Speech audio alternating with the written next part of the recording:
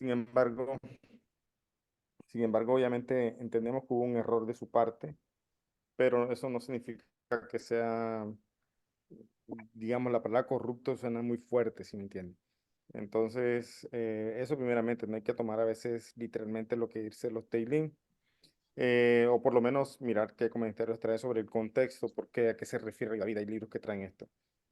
Con respecto a qué impacto tiene juzgar desde el punto espiritual, pues sí, ya lo comentamos un poco también cuando yo decía que el Washington nos enseñaba que a veces hay situaciones en los cielos en que somos juzgados, digamos, y no se llega como a un veredicto, a una conclusión, y por esa razón se le permite a la persona vivir una situación en la que ella juzgue, o sea, una situación cualquiera en la que ve el asunto y emite un juicio, llámese juicio un comentario o llámese juicio, eh, digamos, sí, un juicio de valor hacia una persona, etcétera.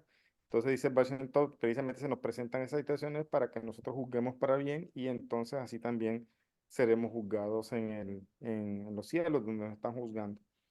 Entonces, sin duda hay un impacto espiritual, pero cada juez, digamos, tiene una responsabilidad y debería tener por lo menos un temor al cielo de equivocarse y procurar indagar lo máximo que se pueda para hacer las cosas bien, porque obviamente él también va a ser juzgado. ¿Qué impacto puede tener o qué causa, o no causa, no, qué consecuencias puede tener un mal juicio? Pues ya eso en verdad queda más en las manos de Hashem, son cosas que quedan como un poco vedadas a nosotros de cómo se juzga o qué juicio se le da a la persona, pues la verdad no. Listo, gracias, Rabino.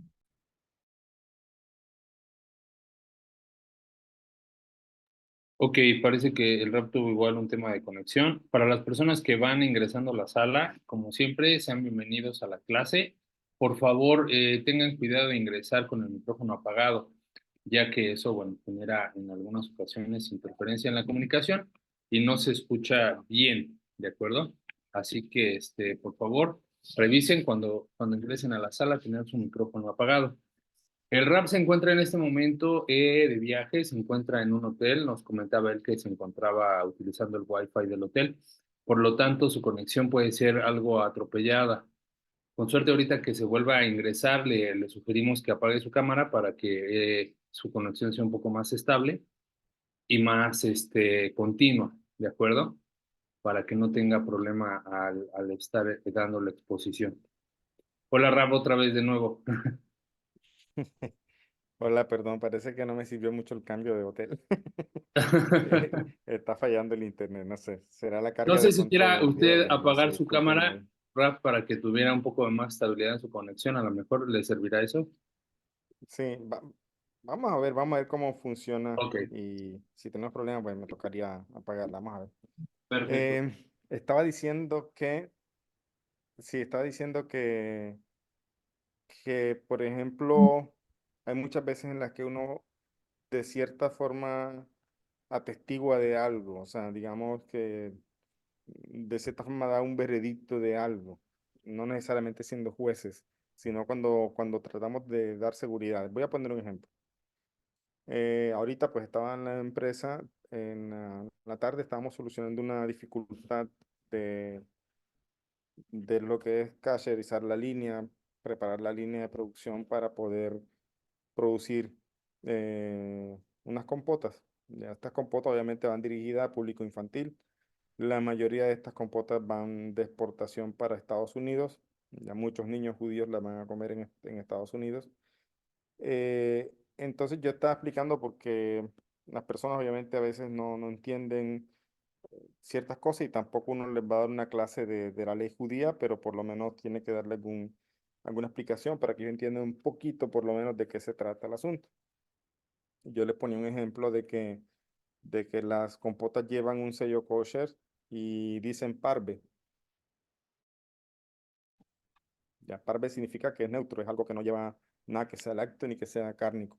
Entonces yo le decía, en el momento que de aquí sale esa producción y dice que es parve, o sea, estoy garantizando, yo estoy testimoniando, yo estoy, digamos, asegurando de que eso es parve, es neutro. Entonces, pero si en producción hubo algún problema, de pronto se mezcló con algo lácteo, o, vapores, incluso de la caldera, la línea de los vapores, pues entonces ya eso le cambia el estatus a la compota. Y a pesar de que la etiqueta diga parve, el producto no es parve, ya cambió su estatus. Entonces, ¿qué va a pasar? Decía yo estuviera mintiendo. Estaría poniendo piedra de tropiezo a otras personas, o incluso puede ser que muchos niños judíos van o personas judías compran esto y van a estar pecando por mi culpa. ¿Ya? Entonces yo le decía, nuestro trabajo no depende de mi jefe, no depende de tampoco el tribunal, sino también hay un voto de confianza tremendo aquí, ya de que yo también tengo que rendir cuentas precisamente si hago o atestiguo o doy un juicio, vamos a decirlo así, de que esto está bien. ¿Ya? Entonces, ¿a qué va el tema de que cada juez y mucho más hablando de procesos judiciales, de cosas en verdad, de crímenes o de personas que están acusadas de cosas graves, en verdad debería haber un gran temor al cielo por parte de las personas, simplemente no digamos juzgar por las pruebas simplemente, sino indagar muy bien. Y de eso voy a abordar la última parte de la Mishnah que quedamos ahí pendiente. Entonces el punto es, aparentemente nadie te está viendo. O sea, tú podrías decir tal cosa, o yo por facilidad, Javbe Shalom, decir, bueno, hubo este problema, pero bueno, ya vamos a dejar así. No es un tema aquí de costos, no es un tema aquí de afanes de producción, no es un tema, aquí el tema es que yo voy a ser llamado a pedir cuentas por eso y obviamente es un tema muy serio, no es un trabajo de Shen Shammai, vamos a decirlo así. Lo mismo pasa con el tema de los shohatim, las personas que son shohet, precisamente ellos dan testimonio de que de que la carne que faenaron, o sea, la carne que sacaron, está completamente kosher, que no hubo ningún problema. Ya. No nos vamos a estar permeando aquí o viéndonos afectados por los costos. Digamos que un shohet, por poner un ejemplo, esté faenando 20 vacas, 20 reses, y de pronto de esas solamente salió una que era kosher, ya, porque de pronto los pulmones de las otras no estaban bien. Entonces, si aquí prima el tema de costo, cosa que generalmente prima en una empresa, es precisamente cuánto nos cuesta tal cosa. Entonces, puede ser que la persona deje pasar cosas que no son solamente por tema de costos. Ya, y acá no es así, acá las cosas son simplemente o está bien o no está bien, hay un ojo que todo lo ve, como dice Shuan Aruk, y uno tiene que ser cuidadoso. Entonces, estos son ejemplos incluso un poquitico más, digamos, más para entender, porque también lo que es juicios de parte de juicios hacia personas acusadas de crímenes o cosas así, es mucho también, o sea, tiene que incluso relación, no voy a decir que es mucho más grave, no tiene relación porque también estamos hablando de personas, ¿ya? Entonces, muchas veces nosotros también juzgamos a las personas, como decíamos, y obvio que eso puede tener una consecuencia. De hecho, a nosotros se nos enseña juzgar para bien, porque en el momento que juzgues para bien, Hashem mismo también te va a juzgar para bien. Es como la clave de entrada para poder vivir en un mundo de una manera en que podamos también ser juzgados para bien. Ya, ahora, ¿qué consecuencias da un mal juicio o algo así? En verdad no podría saberlo. Son cosas que Hashem sabe, a menos que se pudieran traer ejemplos claros de casos claros que ya los sabios han revelado, pero en este momento no tengo así como alguno.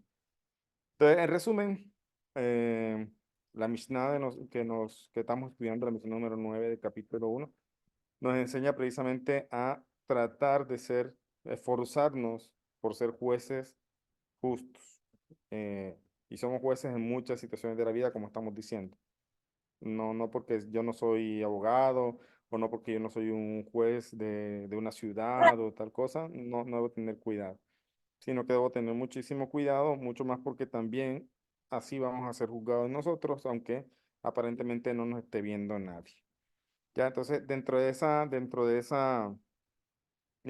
cuidado que precisamente debemos tener, hay una cosa que nos previene la Mishnah al final, la Mishnah número 9, con esa vamos a terminar y vamos avanzar un poquitico a lo que es la Mishnah número 10, eh, tiene que ver con la interrogación de los testigos.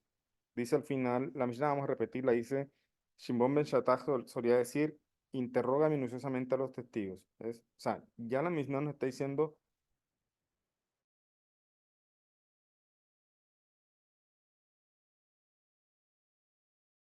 en este caso de testigos, en este caso de indagar al juez, ¿qué fallo va a dar? En el caso de, decíamos, de nuestra vida cotidiana, nosotros debemos eh, alejarnos de lo que es a veces el Lashon Hara, ya. Y también saber cuándo algo necesita ser indagado. Si en verdad quiero ayudar a alguien o si en verdad, digamos, es algo que amerite que yo pregunte, indague. Digo, ¿por qué digo que amerite? Porque a veces hay cosas que no ameritan. Es mejor evitar indagar porque es meterse en chismes. Ya es con cosas que en verdad no nos van a ayudar. Y comentaba también en la clase pasada de que en el tema de parejas, a veces si escuchas a uno solo, se puede incurrir en eso, porque aquí estamos hablando de interrogar a los testigos, es decir, debe haber una parte y otra parte y escucharlos juntos. Aprendíamos de que está prohibido escuchar a uno sin la presencia del otro. Entonces es un tema de mucho cuidado. Entonces, nosotros, si alguien nos está contando algo que de pronto asumimos que la persona lo está contando porque necesita contarlo, no porque son chismosos, pues deberemos primeramente asegurarnos y debemos también guardar nuestro corazón de dejar que lleguen esas cosas sin ningún tipo de prueba, simplemente por eh, especulaciones o algo así. Entonces, interroga minuciosamente a los testigos y ten cuidado con tus palabras para que no encuentren en ella motivos para mentir. Es decir, tienes que interrogar, pero también te dice cómo interrogar. Interrogar con cuidado, porque puede pasar que un testigo se aproveche de tus palabras y termine diciendo algo que no debe decir. Ya, ese es en resumen lo que la misión nos dice de ser cuidadosos nosotros, o sea, no aligerarnos, interrogar bien, indagar bien, investigar bien cuando sea de investigar, no cuando sea un chisme simplemente por saber qué más ocurrió, cuando no estamos seguros, no es más que un chisme. Entonces, eso es importante. Ahora, la segunda parte con respecto a interrogar a los testigos, dice aquí, comentario del rabino Marcos Lehmann, dice la sentencia de Shimon ben Shattach, que figura en nuestra maseje, se refiere al comportamiento de los jueces según la jurisprudencia judía. El acusado podría ser condenado, pero solo si dos testigos de buena fe y confirmaban el motivo, como decíamos, de la inculpación. La ley judía consideraba como inadmisible la prueba por inducción. Ya hablamos también en la clase pasada más o menos de qué era la prueba por inducción. Y eh, esta prueba que existe en el derecho penal de las otras naciones y que tan a menudo conduce al hombre inocente a la muerte. También tuvimos el aporte de Gustavo de Paraguay, un alumno mío también, que él es abogado y comentaba que precisamente hoy día no se está permitiendo, digamos,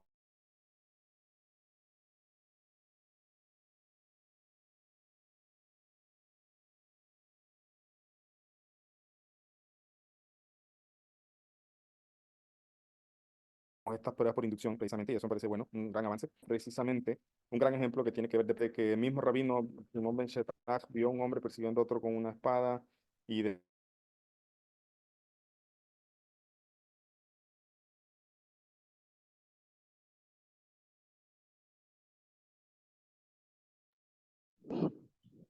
¿Es mi internet? Pues es del rabino. Es después el lo vio, RAR. ¿viste? Y después cuando lo encontró nuevamente estaba uno, el que lastimosamente no puede acusarte porque no hay dos testigos. ¿Cómo? ¿Sí? Hola, Nada, hola. adelante, adelante. Lo que pasa es que a veces se traba, pero adelante.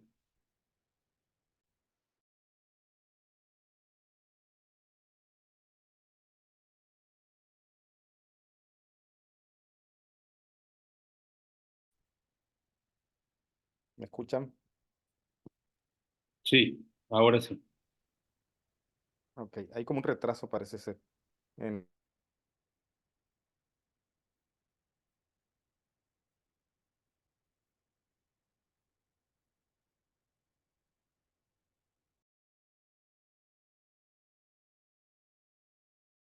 la comunicación. Y bueno, dame un segundito, voy a cambiar de línea de Wi-Fi.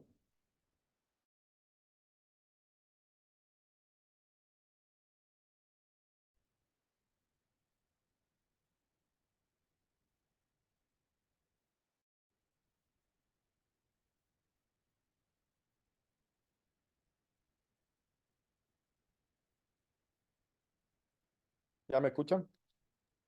Sí, Rab. Ok. Hay un retraso, parece ser. Entonces, bueno, ahí vamos mirando.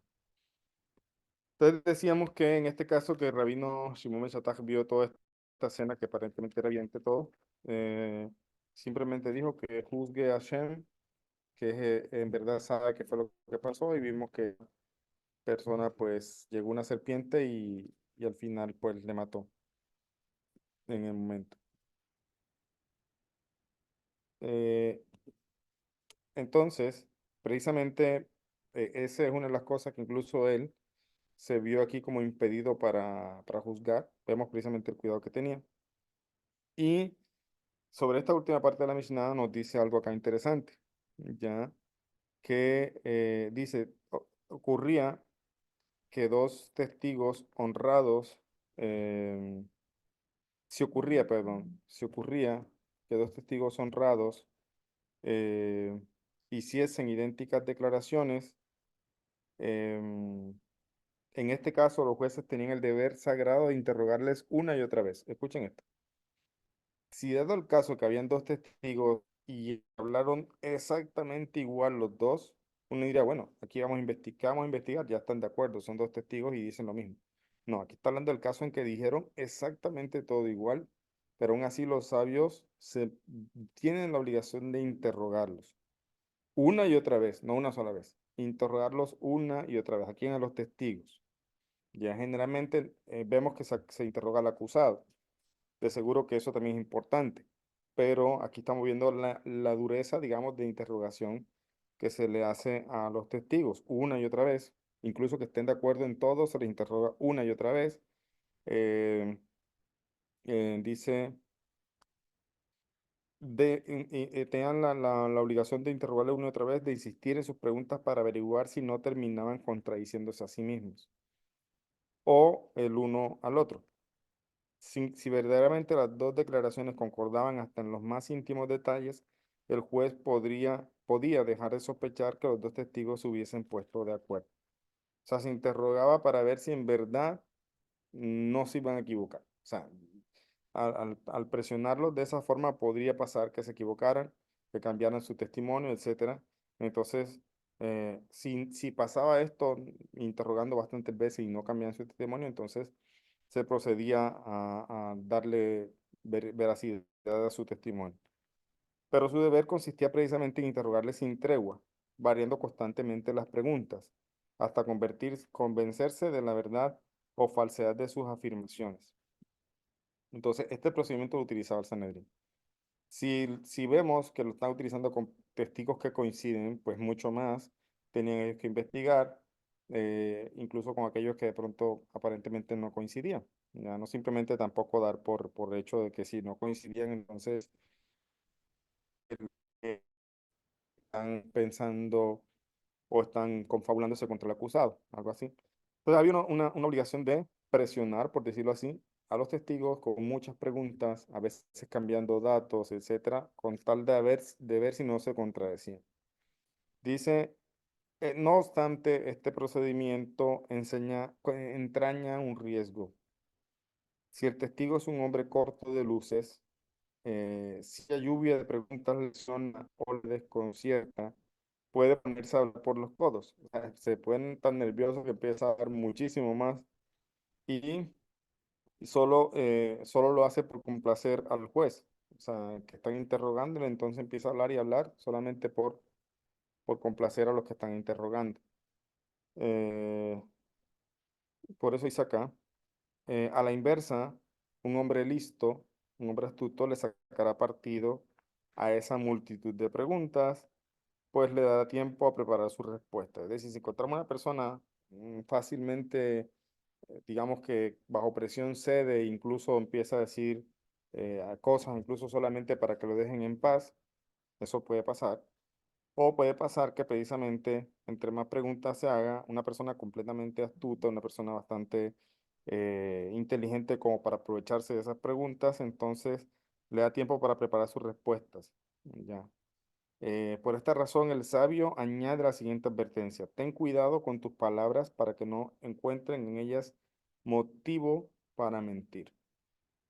Ya, ese es el tema aquí, de que incluso si tenemos la obligación de preguntar, indagar, para esclarecer, para no dar por hecho las cosas simplemente porque me dijeron, entonces está bien preguntar, pero también hay que saber preguntar. En pocas palabras, eso es lo que está diciendo. Es decir, no cualquier pregunta es válida porque puede pasar que tu pregunta de alguna manera también es una pregunta capciosa, una pregunta que incluso puede estar insinuando un poco aquí también en la Shonara, en las preguntas. ¿Ya? Entonces, si bien tenemos que indagar, si bien tenemos que preguntar, también tenemos la obligación de saber qué preguntar, saber qué cosas preguntar que vayan a ayudar a esclarecer y no realmente a enturbiar más las cosas. Entonces, a eso que nos advierte la Mishnah cuando dice, eh, ten cuidado con tus palabras para que no encuentren en ellas motivos para mentir. En resumen, tenemos que tener mucho cuidado, tanto para emitir juicios acelerados, tomar las cosas con calma, incluso si no hay algún tipo de razones para pensar lo que se está diciendo, es mejor ignorar ese tipo de comentarios. Y ya obviamente cuando sean cosas graves, los jueces tienen la obligación de hacer las cosas, ojalá, leshem shamayim. Ya, entonces eso prácticamente es lo que nos enseña nuestra Mishnah, el hecho de ser cuidadosos y precisamente no llegar a juzgar mal, porque todo eso tiene una consecuencia y todo eso lo analizarán precisamente en los tribunales celestiales y entonces ellos dirán allá arriba qué hacer precisamente, cómo proceder con las personas pues que se equivocan en estas cosas. Dejando ahí, ahí terminamos la Mishnah número 9 precisamente de todo esto que tiene que ver, que podemos resumirlo precisamente juzgar para bien, para nosotros como personas normales, no somos jueces, juzgar para bien. A veces fungimos de jueces, no en la parte jurídica o legal, pero tenemos que aprender a hacer las cosas con mucho cuidado. Y en la siguiente Mishnah que empezamos hoy, ¿alguien tiene el micrófono abierto, me parece? Si puede cerrarlo, por favor. Eh, en la siguiente Mishnah, empezamos la Mishnah número 10. Dice lo siguiente.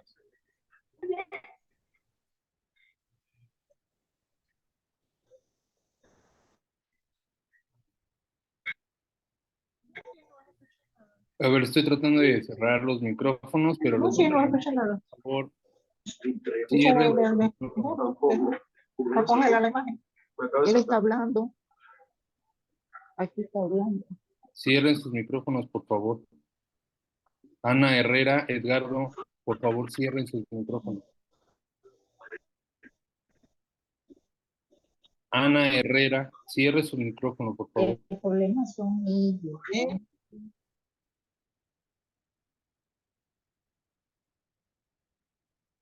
Listo, Rap, ¿me escucha? Creo que lo silencié sin querer, Rap, ¿me escucha? Está bloqueado su micrófono. Sí, sí, sí. Perdón, ya, Me, listo. me- me cerraste el micrófono, Fanny. Sí, fui yo, perdón, es que se me atravesaron varios al Sí, tiempo querer silenciarlos y se me fue ahí usted, perdón. sí, dale, dale, no hay problema. ¿Qué te iba a decir? Bueno, ahí terminamos nuestra Mishnah, la Mishnah número 9 que estamos analizando. Y empezaríamos en este momento la Mishnah número 10. Ya, yo creo, no sé si, yo creo que todo está claro. Aquí el tema es de ser muy cuidadoso en pensar rápidamente, en juzgar rápidamente, sino tener mucho cuidado. Yo creo que ese es la enseñanza, creo que es muy clara, creo que hemos escuchado mucho sobre eso, entonces es algo que ya creo que queda bien, bien claro. Perdón, Raúl, de nuevo lo voy a interrumpir un momento. Tenemos a Ana Herrera y a Edgardo con micrófonos abiertos. Si no los cierran, los voy a tener que sacar de la sala. Tú no puedes cerrar el micrófono Israel de ellos Sí, pero por como alguna anfitrión. razón no me lo permite, como que o se traba o se queda pensando y no me deja silenciarlos. Ujú. Ok, bueno, ahí te dejo encargado de eso. La Mishnah número 10 del capítulo 1 de Pirkei Avot empieza diciendo, Shemaya y Abtalión recibieron la tradición de ellos. Shemaya acostumbraba a decir, Ana, ama el trabajo, odia el poder y no busca la intimidad de los que gobiernan. ¿Ya? Eh, Escuchen estas palabras. Ama el trabajo. Ya, no todas las personas les gusta trabajar a veces, o por lo menos amar el trabajo que hacen. Algunos están cansados, quieren cambiar, ya no soportan el ambiente de trabajo, etcétera. Entonces, es interesante. Aquí los sabios de la Mishnah nos dicen, ama el trabajo, odia el poder y no busca la intimidad de los que gobiernan.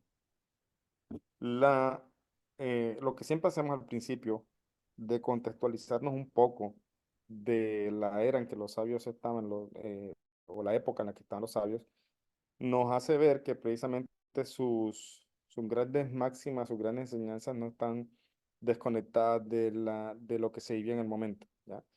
Por ejemplo, Shemaya Talión, hay una discusión sobre que dicen que eran conversos, que se convirtieron al judaísmo, y hay quien dice que no, que eran hijos de conversos, ya, o sea, el tema, hay una discusión en la Gemara, hay varias, no discusión, hay dos opiniones divididas. Algunos dicen no, Shemaya y Abtalón eran conversos y algunos dicen no, son hijos de conversos. El caso es que, ¿por qué la discusión o por qué los sabios debaten sobre esto? Porque, bueno, no era normal que un converso tomara estos puestos, o sea, puestos muy importantes porque ellos eran precisamente uno era nazi, otro era jefe del Sanedrín.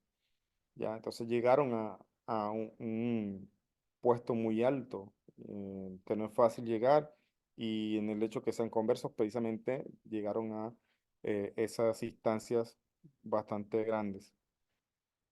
¿Ya? Por eso aquí tenemos en el Talmud, sugieren que ellos eran idólatras y se convirtieron al judaísmo en su edad madura, eso está en Gitín 57b, se nos dice que descendían del rey asirio Sanherib. En el Tratado de Yomá son llamados hijos de idólatras. eh, y, y bueno, el caso aquí es que en verdad, por ejemplo, en Berajot también se habla de que eran conversos, en el Talmud en Berajot. Aquí lo importante es que eran personas que llegaron a estar en cumbres bastante elevadas en el liderazgo judío. Y uno era Nasí y el otro Abtalión. Shemaya era Nasí y Abtalión era el presidente del Sanedrín. ¿Ya? Y en efecto, según la ley, estas dignidades no pueden ser conferidas más que a hombres de padres judíos. Por este motivo, muchos estudiosos piensan que ambos maestros habían nacido judíos y que sus padres se habían convertido al judaísmo y se habían casado con mujeres judías. El caso es que el Talmud considera que Shemaya y Talión como los hombres más insignes de su tiempo. O sea, ese es el caso. El caso es que eran hombres muy, muy importantes.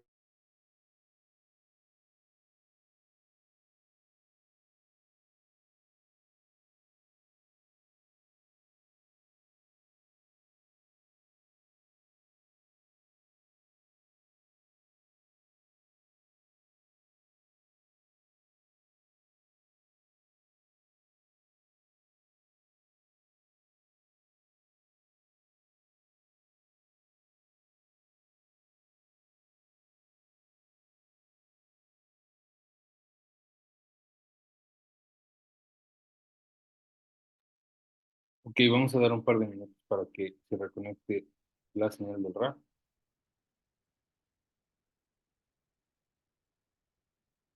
Damos un minuto.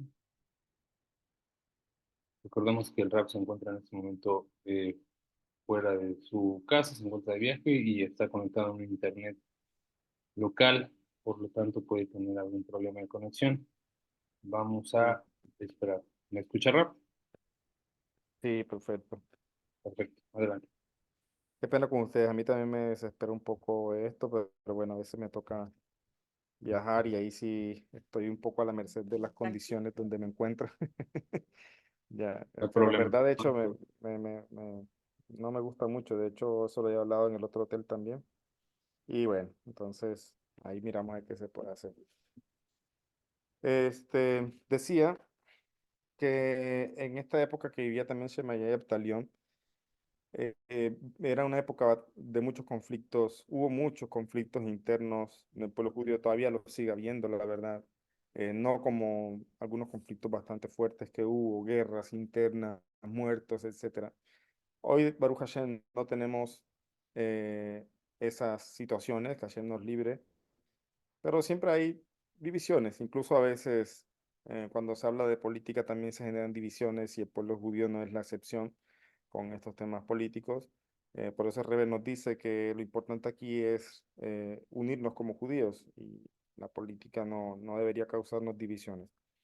Pero en esa, precisamente es algo que dice aquí la Mishnah, de que a veces no busquen la intimidad de de los que gobiernan, eso lo miramos ahorita. Y dice acá que ellos vivieron en una época precisamente bastante difícil y se esforzaron precisamente en mantener lo que realmente había que mantener, y es la enseñanza de la Torá, ya en esa época de turbulenta. En efecto, fue una triste época de luchas fratricidas y guerras internas. Al morir la reina Salomé, que dijimos la Mishnah pasada, los dos hermanos Hircano y Aristóbulo se enfrentaron, pues ambos codiciaban la corona y la dignidad sacerdotal.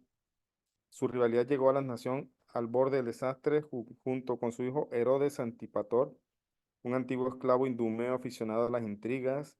Consiguió hacerse del poder y pidió ayuda a los romanos, y así pues las luchas familiares consiguieron acabar con la dinastía Hashmonea, hundir al país en el caos y hacerle perder su independencia, lo cual trajo más adelante como consecuencia la destrucción del templo y la expulsión de nuestro pueblo de la Tierra Santa.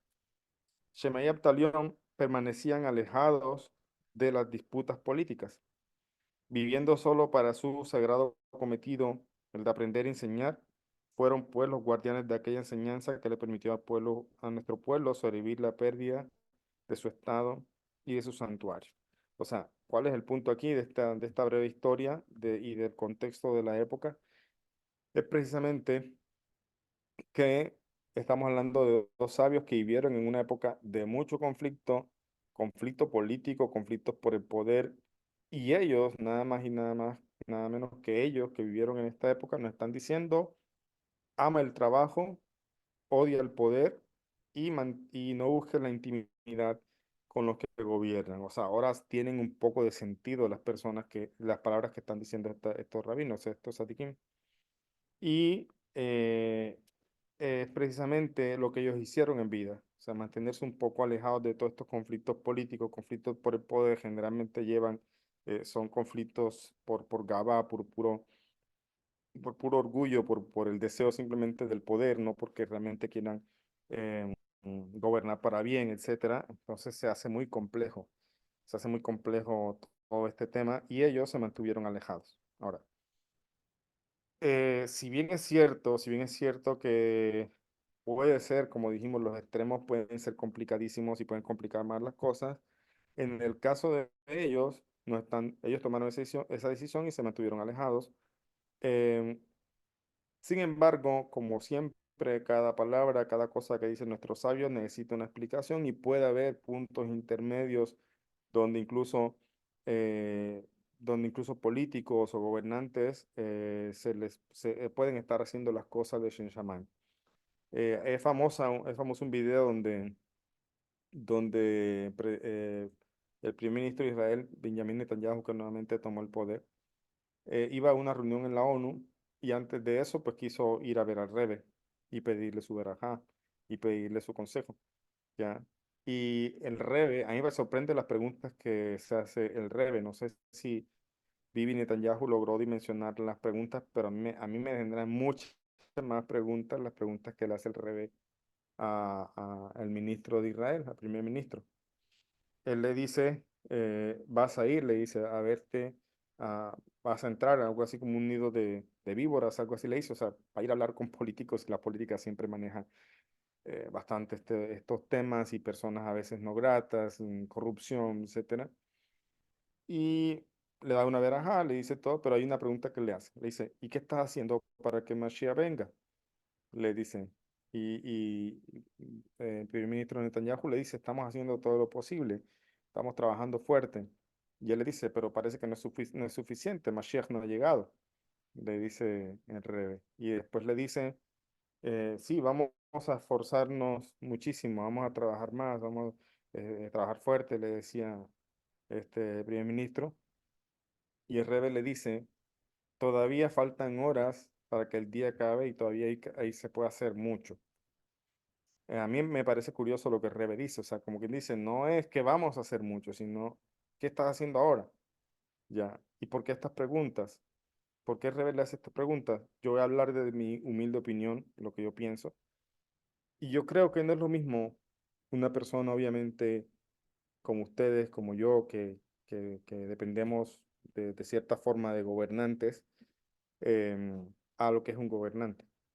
O sea, el gobernante tiene el poder que Hashem le ha concedido precisamente, y si un gobernante toma una decisión en aras precisamente de la Torah y en aras de la Torah, en aras de lo que Hashem manda, puede ser que el cambio es más grande, la influencia es más grande. Por eso la pregunta que hace el revés, ¿y qué estás haciendo por acá en el Mashiach? Y la respuesta del primer ministro no es suficiente, no es, estamos haciendo todo lo posible, estamos trabajando fuerte. Y dice, sí, pero no ha llegado. Entonces le está diciendo, como dice, no, no es por allí tal vez. ¿Qué estás haciendo realmente de lo que hay que hacer? Ya, entonces, yo les voy a mandar ese video por el grupo para que lo vean, pero es de mucho analizar. El punto es, hay políticos, el Rebe, vemos aquí recibiendo a un político, más que un político, en verdad está recibiendo a un judío, otro judío, que obviamente ocupa un cargo político, y el Rebe no se aleja de las personas simplemente porque sea político, o sea que podemos encontrar puntos en los que incluso hay que traer luz en todas estas cosas que se están dando, que es lo normal hoy día, y sin duda alguna el trabajo que tienen estas personas es bastante grande porque como dijo Rebe, están rodeados de muchas personas, mucha corrupción. Sin duda es un trabajo que requiere mucho, em, mucha fortaleza. Sin embargo, hay una cosa que Rebe nos enseña a los Hasidim de Chabad, y lo enseña cuando empezó, cuando dio la orden de construir Batei Chabad, o sea, casas de Chabad en muchos países, están siempre recibiendo judíos de viaje, judíos de turismo, etcétera, judíos del ejército de Israel que a veces van aprovechando su salida del ejército, etcétera. El Rebbe dice a los Shelihim, a los enviados, a los que están encargados de las casas de Chabad, dice que en esta casa lo único, o que la casa donde llegan los judíos, lo único que nos importa es que llegó otro judío. O sea, aquí no importa si es sionista o no es sionista, sino que es otro judío. Y eso es lo que debe importar y eso es lo que nos debe unir. Entonces, lo que quiero decir es, la política puede ser una labor tal vez importante, pero sin duda, entre más altos puestos ocupa una persona, está más propenso también a caer, está más propenso a verse seducido por otros, por tomar dineros que no debe tomar, etcétera. Entonces, em, puede ser que incluso en esto pueda haber algo de luz, sin embargo, un trabajo muy fuerte. En la época que estamos viendo de nuestros sabios de la Mishnah, era una época precisamente donde no es como ahora, había una pelea, una guerra interna, cosa que precisamente desvía totalmente el asunto de lo que es correcto, o sea, lo correcto no debería llevar a estas guerras internas. Entonces, ellos se enfocaron a mantener, a hacer su lucha precisamente en lo que nos mantiene a nosotros como pueblo, y no es el poder, no es la política, sino la Torá, los misbot, y en eso se enfocaron. Ahora, hay un consejo que ellos nos dan. El primer consejo es ama el trabajo, ¿ya? Eh, Dice aquí, la máxima que nos brinda Shemaya es tan valiosa, hermosa y sublime, que si todos los hombres la aplicaran, la humanidad se encontraría pronto en una situación paradisíaca. Dice, ama el trabajo, o sea, hablan tan bonito, ¿no? De lo que es el trabajo. Generalmente uno a veces se cansa, a veces uno eh, quiere descansar, pero seamos sinceros, cuando a veces descansamos, cuando salimos de vacaciones, digamos, a veces la gente se siente, después se aburre de la monotonía y dice, quisiera volver al trabajo. ¿Ya? ¿Por qué hay eso? Porque tenemos de manera innata fuimos diseñados para trabajar, para eso puso Hashem al hombre en este mundo. Ya el trabajo es de muchas formas, no necesariamente el empleo que tengo, también trabajo personal, también el trabajo en la sociedad, con el prójimo, etcétera. Pero el hombre no está hecho para ser un holgazán, no está hecho para simplemente estar en el ocio. No fue construido para eso, no fue creado para eso. Por eso, no solamente que tenemos que trabajar en este mundo es para trabajar, sino que nos dice algo interesante y es ama el trabajo, es decir, ama lo que haces.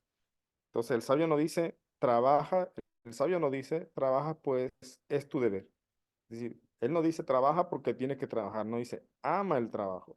Quiere que amemos el trabajo, que lo apreciemos y no lo consideremos como una carga o algo que hacemos por necesidad y no espontáneamente.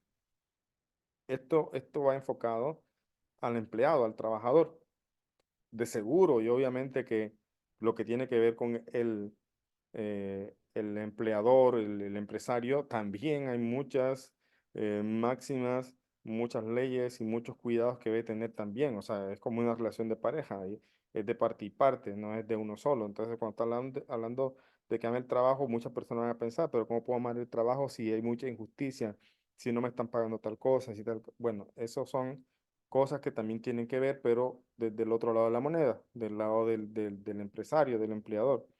Pero con respecto a lo que tiene que ver a uno como individuo, como trabajador, entonces dice, ama el trabajo y que no sea algo que haces por una necesidad simplemente y no espontáneamente, sino algo que en lo que tú aprecies, ya, que no lo consideres una carga, que lo haces porque te apasiona, que lo haces porque te gusta, eres feliz haciendo eso. No hay cosa más desesperante que estar obligado a hacer algo que no nos gusta, ya. De hecho, em, mi sobrina está estudiando administración de empresas y hay una asignatura que se llama Proyecto de Vida, donde incluso le estuve ayudando y curiosamente uno de los libros que mencionan allí dentro de esa teoría de la asignatura, la materia, es un libro de un psicólogo judío que se llama Víctor Frank, ¿ya? Y el libro se llama El hombre en busca de sentido. Es un libro que me compré, de hecho, lo voy a empezar a leer. Y una de las cosas que dice el libro, que la citan en ese material, dice lo siguiente, dice, en palabras del libro de Víctor Frank, dice, toda persona tiene una vocación o misión específica en la vida. Toda persona debe llevar a cabo un designio correcto que exige su cumplimiento. Por ello es irreemplazable, o sea, cada persona es irreemplazable y su vida irrepetible. De este modo, la tarea de cada persona es única, así como la oportunidad específica de realizar. ¿Por qué traigo esto a colación? Porque a veces no tenemos o no partimos de buenas cosas. Por ejemplo, cuando una persona estudia una carrera, una profesión, pero después descubre que eso no le gusta y trabaja simplemente porque le toca, pues desde el principio hubo un mal análisis, o sea, dejó de lado algo tan importante como conocer en qué eres especial, ya, conocer en qué es lo que tú tienes, cuáles son los talentos, cuáles son las cosas en las que eres bueno, en qué te apasiona, y apasionarse no por rato, sino porque la pasión ayuda a construir constantemente ese, ese oficio. De hecho, está por acá viendo una página que no es precisamente algo de Torah, pero dice acá algo muy importante. Dice que el amor al trabajo significa la constante preocupación de un individuo por el crecimiento y perfeccionamiento de su especialidad profesional, asimilación de métodos avanzados de trabajo, aprovechamiento de recursos técnicos, etcétera. Entonces, ¿cómo se traduce el amor al trabajo? Primeramente, un amor propio. ¿Qué es lo que tengo? Ya, de qué Hashem me ha proveído, de qué talentos me hacen único, qué cosas quisiera hacer, cómo quisiera explotar estas cosas. Pero también no solamente descubrirlas, sino trabajarlas, construirlas. Eso precisamente es una de las cosas que ayuda a que amemos lo que hacemos, ¿ya? Es más fácil a veces de verlo con una persona que pronto es diseñador gráfico, una persona que es artista, porque hace las cosas a veces por pasión, no está pensando a veces en un dinero, el dinero va a llegar, pero no es realmente el motivador que la persona tiene para hacer las cosas. Entonces ya desde la antigüedad, nuestros sabios nos dicen que amemos el trabajo, no lo consideremos como una carga eh, o por necesidad. No es el salario lo que debe estimular tu ardor, o sea, todo este esfuerzo. Por el contrario, debes hallar placer y satisfacción en la labor misma. Del mismo modo, perdón, Dios mismo nos muestra lo venerable que es el trabajo, pues Él también se enorgullece de su obra. O sea, Dios mismo trabajó. Tenemos que el séptimo día descansó, pero estuvo 6 días trabajando, ¿ya? Entonces, Dios mismo nos muestra que Él trabajó y se enorgullece de su trabajo, de su creación.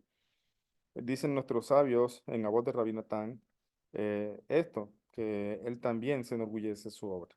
En efecto, al principio de la Torá tenemos el trabajo de la creación del mundo, como se escribe, como está escrito, y el séptimo día descansó de toda la obra que había realizado.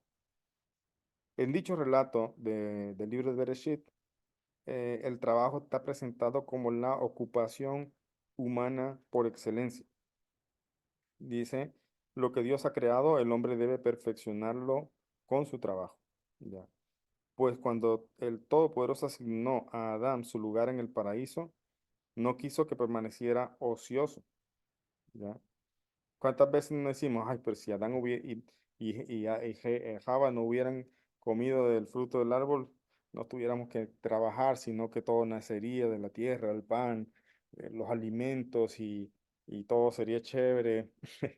En verdad, sí se habla de que sería de pronto así, que no sería con ese esfuerzo que se trabajaría para conseguir las cosas, pero no significa que el concepto de trabajo se eliminaría.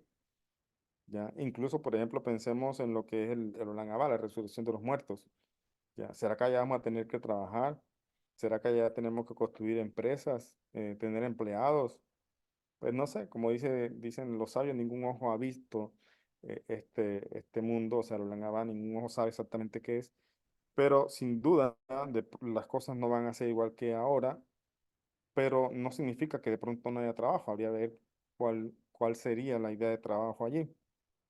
El punto es que Hashem mismo crea el mundo con trabajo, ¿ya? Y él dice que también lo emulemos a él, o sea que también el trabajo, el hombre está construido, está creado para trabajar. No es un tema aquí de como si ver el trabajo como si fuera algo fastidioso, como fuera algo que simplemente desearíamos no tener, porque no, la naturaleza humana, el hombre, su alma incluso que está apegada al cuerpo tienen que trabajar, fueron creados para trabajar. Por eso, odiar el trabajo es odiar nuestra propia naturaleza, ¿ves? Por eso nos dicen, ama el trabajo, ¿ya? Y según las palabras seculares que acabamos de ver, que yo comentaba, una manera de amar el trabajo es también conocerse uno en lo que tiene, en lo que le apasiona y hacer lo que le gusta. Y otra también es perfeccionarse, ir mejorando cada vez las cosas que hacemos. Por eso, Dios puso al hombre, acá dice, que no creó al hombre simplemente como para tenerlo ahí en ocio, sino que le asignó a Adán un trabajo, un lugar en el paraíso. No quiso que permaneciera ocioso, como está escrito, y Dios puso al hombre en el jardín de Edén para que lo cultivara y lo guardara. Ojo que el Adán no había pecado, pero ya le había puesto a hacer un trabajo. ¿Ves? Ya desde el principio le había puesto un trabajo, por lo tanto, vuelvo y digo, el trabajo es algo que Hashem mismo creó y que tenemos que hacer.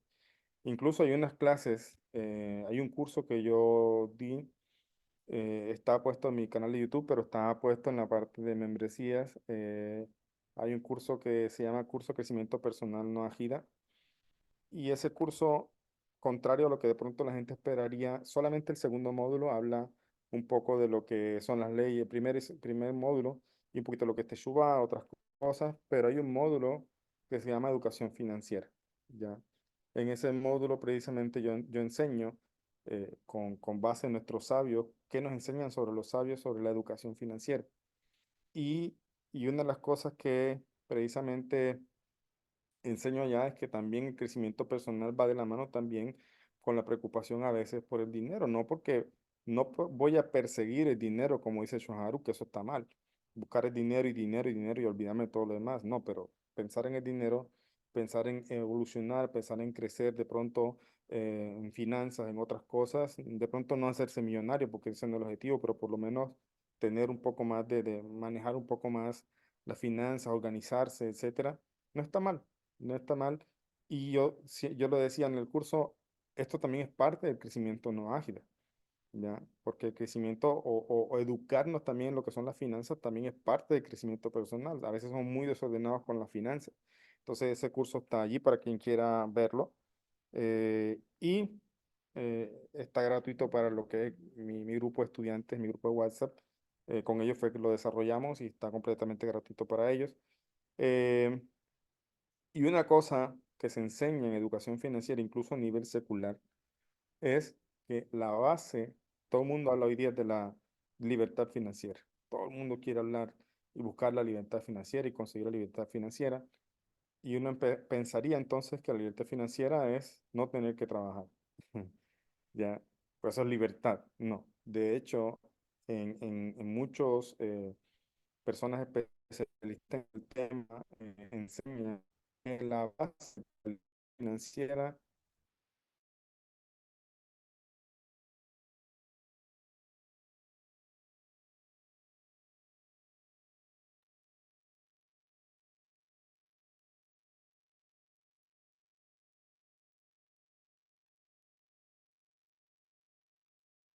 No, justo cuando nos iba a dar el secreto.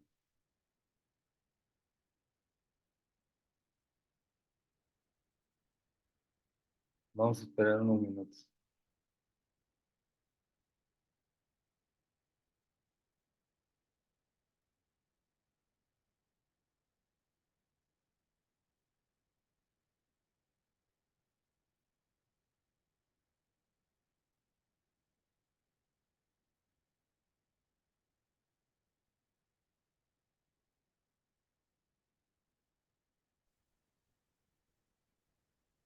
Ok, otra Justo vez en el por aquí. secreto. Sí, ya se me olvidó lo que le iba a decir, la verdad se me pasó, no me acuerdo qué era. Estábamos hablando de Ah, libertad mentira. financiera y lo que es realmente la libertad financiera. Sí, no, estaba diciendo que hay mucha teoría que tiene que ver con la finanza, que precisamente también los sabios hablan de eso y ahí se encuentra todo. No pensemos que la teoría del dinero está alejada de la Torá, o sea, como si no tuviera nada que ver con la Torá. Hay mucho que los sabios enseñan sobre eso. Incluso dicen precisamente comprar propiedades, terrenos, que es una manera de las inversiones más seguras. Entonces, son activos que de pronto no se deprecian o son menos riesgosos, etcétera. O sea, hay mucho que los sabios nos enseñan sobre eso, pero una de las cosas que se enseña y que aquí estamos viendo es, de pronto no lo expresa con estas palabras de libertad financiera, pero dice, ama el trabajo. O sea, para eso fuimos creados.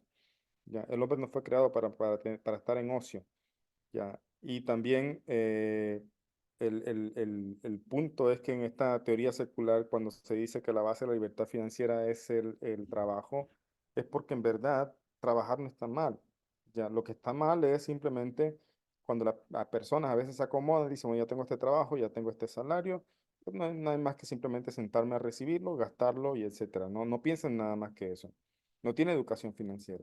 En cambio, si la persona viene, comparte ese salario, o sea, tiene su salario y parte de ese salario, una parte lo invierte, otra vez la ahorra.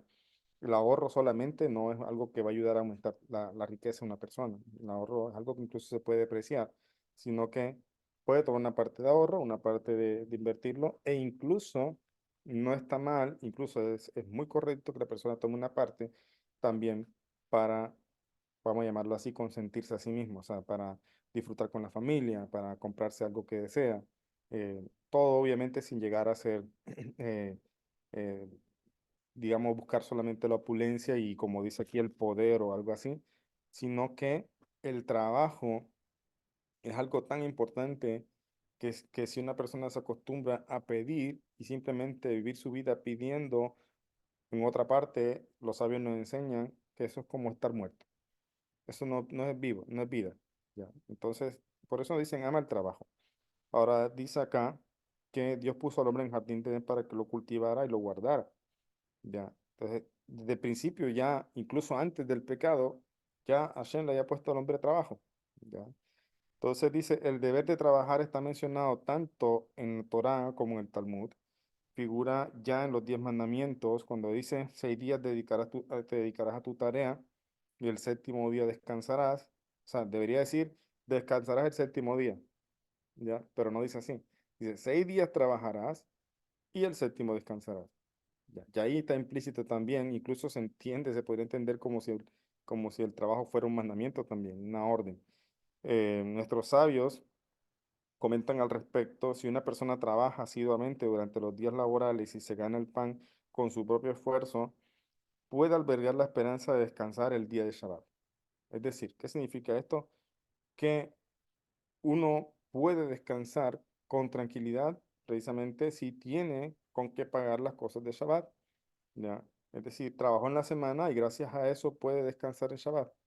Ya, se necesita eso. Incluso el Shohan Aruch dice que si una persona no tiene para comprar lo necesario para Shabbat, es mejor que haga del Shabbat como un día de hol, es decir, como un día de semana, antes que ir a pedir. Ojo con eso. ¿Qué significa eso? Que profane el Shabbat, que vaya a trabajar. No. Lo que está diciendo es, si en la semana comes poco, porque de pronto tú quieres guardar lo mejor para Shabbat, si en la semana te abstienes de comprar muchas cosas para guardar para Shabbat y llega Shabbat de pronto no tienes, entonces aún en Shabbat es mejor que comas lo poquito que tienes, aunque no sean grandes manjares, que sea como un día de semana en la comida, no va a parecer como un Shabbat de pronto porque no tienes grandes manjares, no tienes muchas comidas. Estás comiendo algo muy sencillo que lo podrías haber comido en semana. Entonces dicen, mejor así que andar pidiendo. ¿Ya? Entonces el hombre, el trabajo dignifica, el trabajo es algo que precisamente nos ayuda a tener nuestro propio valor también, a no andar pidiendo que no es lo correcto. ¿Ya? Sin embargo, ojo, sin embargo, no se puede llegar al extremo de pronto no pedir ayuda porque hay veces que sí toca hacerlo o incluso no negarse a recibir porque a veces Hashem mismo te está enviando, puso en el corazón de otra persona para que abriera su mano contigo y tú por orgullo dices, no, yo no me gusta recibir, entonces te estás llevando la enseñanza al extremo. A veces también tenemos que saber recibir. Entonces dice aquí, el deber de trabajar está mencionado en los 10 mandamientos. Nuestros sabios comentan al respecto, si una persona trabaja asiduamente durante los días laborales y se gana el pan con su propio esfuerzo, puede albergar la esperanza para descansar en Shabbat. En cambio, si no hace nada y además se apodera ilegalmente del producto del trabajo ajeno, terminará por ir a la cárcel, donde habrá que trabajar todos los días, incluso el Shabbat. He aquí lo que nos recomiendan nuestros sabios en el Tratado de Baba Batra. Procura siempre ganarte la vida con el trabajo de tus manos. No desprecies la ocupación que te parezca indigna a tu casta. Yo cómo voy a trabajar tal cosa, ¿ya? O tu nivel cultural. Pues en cualquier caso, es preferible trabajar a vivir de la caridad del prójimo. Y el trabajo, el tratado, perdón, de Kiddushin añade, el hombre que no enseña a su hijo algún oficio útil que le permita ganarse el pan, hace de él un ladrón y un bandido. Escuchen eso. El trabajo es un oficio que precisamente nos permite tener parnasá. A final de cuentas es un medio, pero quien manda la parnasá es Hashem. Pero Hashem, ¿qué te está diciendo aquí a través de los sabios? Pues si no trabajas, ¿cómo puedes aumentar precisamente, cómo puedes obtener, yo no construir mundo simplemente para que cayera el maná? Si fuera así, pues el pueblo de Israel hubiera seguido recibiendo maná, pero cuando entrara a la tierra de Israel, ya dejaron de recibir el maná. Incluso ya las ropas que se les gastaban, no se les gastaban en el desierto, ahora empezaron a gastarse. Tocó trabajar la tierra, etcétera. Entonces, el trabajo es algo que Yahshua mismo creó y precisamente nosotros debemos preocuparnos por nuestros hijos, también en educarlos y por eso los mandan a la escuela, cosa que está bien. Por eso en el libro Haciendo una vida plena de sentido, Rebe nos aclara algo. Dice, está bien que los hijos vayan a la escuela donde aprenden matemáticas, ciencias, biología y otras cosas, porque eso a final de cuentas están buscando aprender un oficio. Están educándose para tener un oficio, para tener parnasá, pero no es la educación que los va a construir como personas, dice el rey. La educación que los construye como personas es la Torá, precisamente. la sabiduría de la Torá, lo que Hashem nos enseña para ser padres, para ser hijos, para ser esposos, de una manera Leshem Shamaim, pues ahí está. En la escuela no enseñan eso. En la escuela no te enseñan, incluso en la escuela a veces no te enseñan como educación financiera, es algo que se está incluyendo en algunas escuelas últimamente. ¿Ya? A muchos los enseñaron solamente a ser trabajadores, ¿ya? A buscar un empleo, cosa que dijimos, no está mal, pero tampoco está bien simplemente quedarse allí, no tener aspiraciones.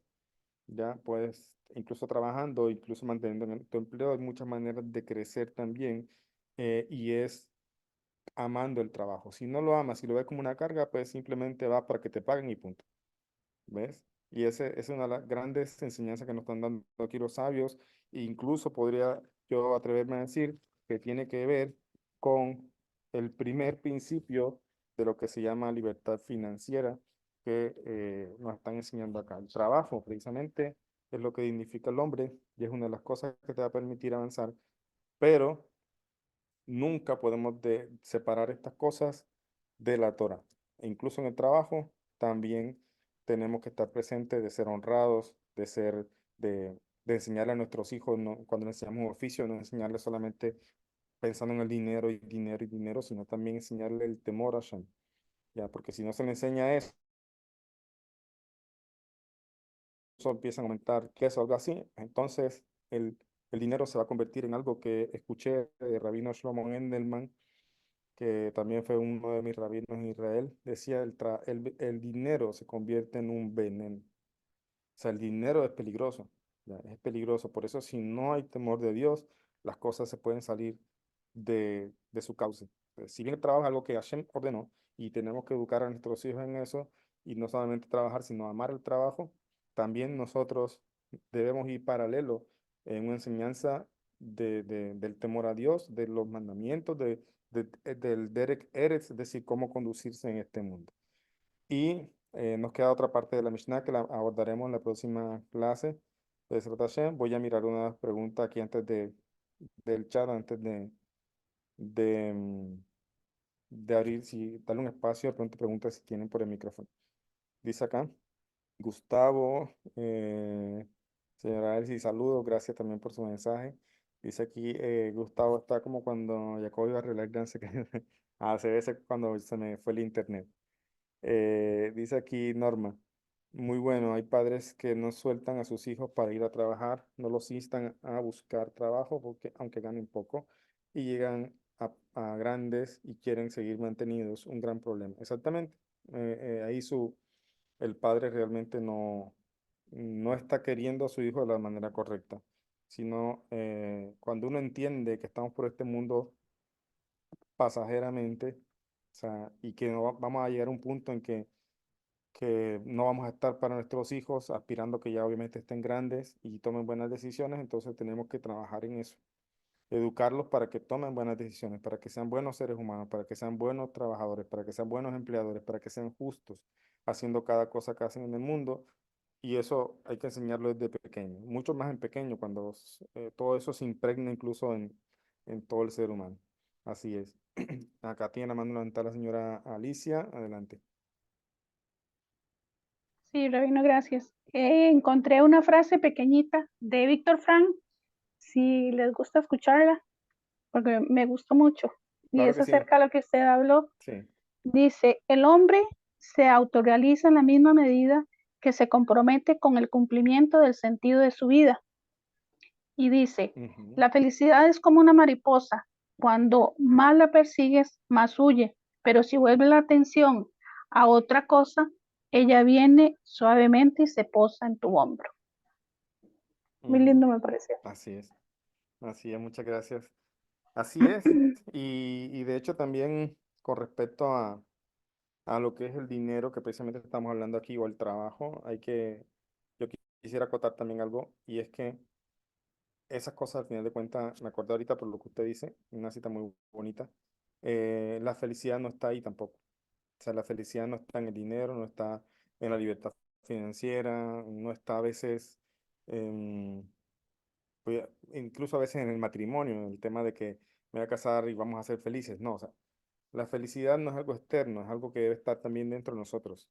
Ya es una decisión también, es algo que no va de acuerdo a lo que uno piensa. A veces uno por las necesidades de pronto dice, si tuviera tanta cantidad de dinero sería feliz, pero en verdad no es el dinero lo que da la felicidad, no es el esposo o la esposa, sino también es una decisión que uno tome y precisamente sí puede ser feliz con el esposo y la esposa, pero no es que la felicidad dependa del otro, también depende mucho más de mí y tampoco depende del dinero, depende mucho más de mí también, porque incluso vamos a ver más adelante el Pirkei Avot dice, ¿quién es feliz? Aquel que se conforma con lo que tiene, aquel que es feliz con lo que tiene, perdón. Que eso no es conformismo precisamente y lo vamos a mirar más adelante, pero sin duda sí, la felicidad no está a veces en estas cosas materiales y por eso hay un equilibrio que las Hasidut nos trae, que lo material es importante, pero nunca se puede separar de Dios, de la espiritualidad. Así es. Por acá tiene la palabra Gustavo. Adelante. No, quería comentar nomás, Rap. Buenas noches a todos y a usted también. Buenas noches. Eh, Quería nomás comentar de que es impresionante porque cuando hablamos de la felicidad, nuestra boda Hashem debe de llevarnos la felicidad misma. Leí en varios salmos en donde dice que un requisito es fundamental es que una persona tenga que servirle a Hashem con alegría. Pareciera ser que viene implícita la alegría o la felicidad en nuestro servicio a Hashem en ese sentido. Le escuché una vez decir al rabino Shalom Arush y a Jonathan Gallet, en donde decía que cuando una persona no vive feliz o no vive alegre, los decretos del Eterno tienden a venir eh, de la severidad, o sea, de lo duro. Mientras que cuando una persona, por más que sus circunstancias o sus situaciones estén difíciles, pero él permanece en una simja, como se dice, con una alegría, los decretos y los favores del Eterno es mucho más dulce, porque dice que entonces Él opera con la bondad, opera con la misericordia, ¿sí? O sea, más para acotar nomás y comentar un poquitito y ver si eso era así. Gracias, Sí, Rap. tal cual, tal cual. Muchas gracias, Gustavo. Sí, la felicidad, yo creo que es bueno seguir las clases de Así una vida plena de sentido, que la verdad que este domingo, cada 15 días la estoy haciendo ahorita por falta de tiempo, pero este domingo no pude porque tuve que viajar. Pero precisamente entender el sentido de la vida, no el sentido dejando a Dios de lado, sino el sentido precisamente sabiendo que tenemos un alma, sabiendo que tenemos obligaciones, sabiendo que precisamente el trabajo es algo que Hashem también construyó para nosotros y que también si lo hizo para nosotros hay algo divino detrás de esto que de pronto a veces nos cansa y es normal que nos cansemos también, es normal que tengamos días difíciles, es normal que a veces tengamos situaciones difíciles, incluso a veces pasa mucho que el ambiente de trabajo es muy pesado, ya los compañeros, mucho chismes de pasillo, etcétera. Entonces, esto puede hacer las cosas difíciles, pero al mismo tiempo un reto. Ya, un reto para las personas que están allí de iluminar, ya, no hacer proselitismo, no entenderlo así, pero a veces ser diferente al resto puede hacer que poco a poco a veces la gente empiece a ver las cosas de otra forma.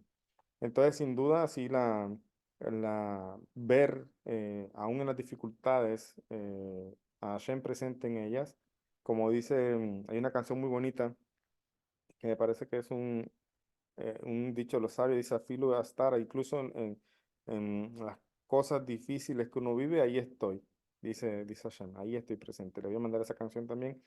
Y eso precisamente es la abodá. La abodá no es solamente rezar, la abodá no es solamente hacer salmos, la abodá no es solamente hacer voz, la abodá es también luchar con nosotros mismos, así nos enseña el Tania. Y en el momento que una persona tiene conflictos y sale adelante, se sobrepone con alegría, con agradecimiento a Hashem, está haciendo abodá, está sirviendo al Creador. ¿Ok? La última palabra de la señora Socorro, adelante. Gracias, Rabino. Rabino, cuando usted habla del trabajo, No sé por qué se me viene a la mente Ujú, amar ujú, el trabajo consigo mismo, es decir, ese diario ujú, vivir para mejorar, ujú, para, pues para espiritualmente crecer y todo ese trabajo de, como ujú. dice el salmista, que justo me golpeé con la vara, es como un bálsamo sobre mi cabeza. O sea, a veces ahí Dios nos pone ciertos momentos difíciles para trabajar, digamos, esas midot, esas cualidades que a veces nos toca reforzarlas de una mejor manera. Creo que si no amamos ese trabajo en nosotros mismos, en nosotras mismas, también eso es como el orgullo que a veces no nos deja pues avanzar. Entonces, no sé por qué lo relaciono Ujú. también con el trabajo, no solamente de empresa, de casa, sino trabajo consigo mismo, que creo que es muy importante. Y creo que en los mandamientos Hashem nos lo enseña, amar, Ujú. amar al prójimo como a sí mismo, esta la oreja camoja, porque es que yo tengo que aprender a conciliar mi propia existencia en un mejoramiento diario. Si no lo hay, Ujú. entonces también yo me voy a estancar, igual con lo que decía en la frase de Víctor Frank que leyó a mi amiga, qué lindo, y es verdad, o sea, es un trabajo permanente y yo creo que a veces toca que la vida aparentemente nos dé duro, Ujú. pero es para fortalecer y crecer en ese trabajo personal. También lo por ahí, no sé, estaré equivocada. No, todo lo contrario, es buenísimo el comentario. Tiene que ver con lo último que dije de que el Tania dice que esa lucha que tenemos precisamente es nuestra boda. Y mire que en el hebreo moderno, trabajo, o sea, el empleo que conocemos se llama abodá. O sea, estoy buscando abodá, estoy buscando empleo. Entonces, abodá precisamente tiene que ver con eso y usted, digamos, amplía precisamente más eso, porque a veces cuando tenemos luchas con ciertas cualidades o lo que sea, tendemos a pensar que somos malos, que estoy a un nivel muy bajo, que tal cosa, y precisamente esa es la novedad que a veces introduce el Tania y te dice, no, en verdad tienes que entender que esta es tu abogada, es decir, este es tu servicio, este es tu trabajo. Y a veces es curioso pensar porque uno generalmente relaciona abogada pues a lo que es el templo, a lo que son los misbod y todo esto, pero muy pocas veces uno relaciona abogada con las luchas personales. Y es precisamente en el punto que usted da y tiene toda la razón. Eso es una aportación muy buena. Y solamente para acotar algo, yo trato a veces de traer un énfasis hablando de lo que es este tipo de cosas como trabajo o educación financiera o riqueza, porque es que lastimosamente la gente en las religiones eh, consciente o inconscientemente ha visto el dinero como algo malo. Ya, cierto, eso es lo que las religiones enseñaron, como que dice alguien por ahí, más fácil que un rico entre, no, que un camello entre por el ojo de una aguja, que un rico, decían por allá, ¿no? En ciertas religiones, entonces hacen ver y hay una apología como a la pobreza, como si el dinero fuera malo, y en verdad las cosas no son así. O sea, en verdad la riqueza puede ser problemática, o sea, mucho dinero puede traer a veces más que felicidad, preocupaciones y cosas que uno no quisiera tener, pero tampoco uno quisiera tampoco de pronto tantas carencias que uno, como dice Rey Salomón, que de pronto se olvide de Hashem, que Hashem nos libre.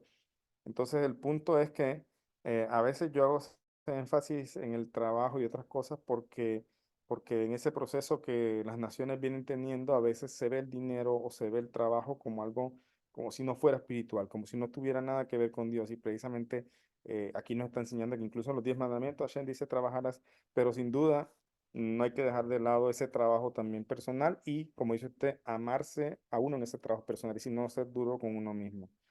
Entonces, eso es un aporte muy bueno lo que usted está diciendo. Ok, chicos, vamos a dejar allí. Entonces, con la ayuda de Shen, nos vemos en la próxima semana y seguimos estudiando estas palabras muy sabias del Pirkei Avot, de nuestros sabios, que obviamente vienen desde Hashem. Muchas gracias, Rap. Gracias a todos por participar. Gracias por conectarse a la sala. Con ayuda de Israel. Dios, nos vemos el próximo sábado, el próximo lunes para continuar con más estudio. Muchas gracias. Sí. Gracias, Rap. Buenas noches. Hasta mañana, hasta mañana. Gracias.